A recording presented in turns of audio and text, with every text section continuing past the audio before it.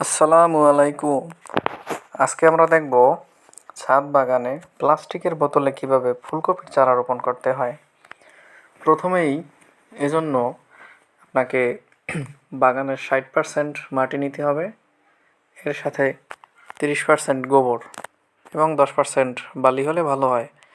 তবে বোতলের যদি ড্রেনেজ সিস্টেম ভালো থাকে বা নিচের দিকে আপনি বেশ কিছু ফুটো করে নেন, সেক্ষেত্রে বালি না মিশালেও হবে। তবে প্লাস্টিকের বোতলে মাটি প্রস্তুতিটা খুবই গুরুত্বপূর্ণ, কারণ ছাদ বাগানে টবে বা প্লাস্টিকের বোতলে যেহেতু মাটির পরিমাণ কম, সেক্ষেত্রে 60% মাটি এবং 30% 1 বছরের পুরনো গোবর সার অবশ্যই মিশিয়ে নিতে হবে এবং মাটিগুলো যাতে দলা আকারে না থাকে সেদিকে খেয়াল রাখবেন।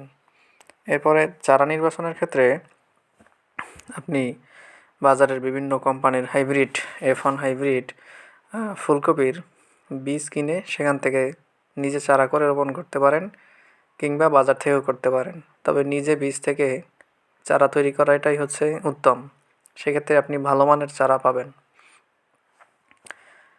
বোতলের মাঝখানে আপনি একটু গর্ত করে হাত দিয়ে এরপর চারা রোপণ করে দিবেন।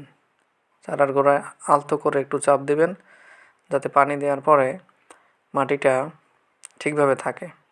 এরপর প্রথমে চারা রোপণের অবশ্যই পানি দিতে হবে। সেক্ষেত্রে পর্যাপ্ত পরিমাণ পানি বলতে পর্যাপ্ত পরিমাণ দিতে হবে, একেবারে বেশি দেওয়া যাবে না চারা গাছের পানি।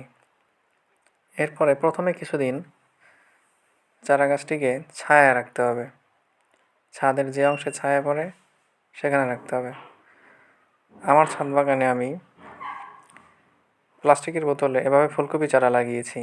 7-8 দিন পরে আমি এগুলোকে ছাদের যে অংশে ভালো রোদ পড়ে সেখানে স্থানান্তর করব, কারণ ফুলকপি গাছে অবশ্যই রোদের প্রয়োজন হয় এবং পর্যাপ্ত পানির দরকার আছে।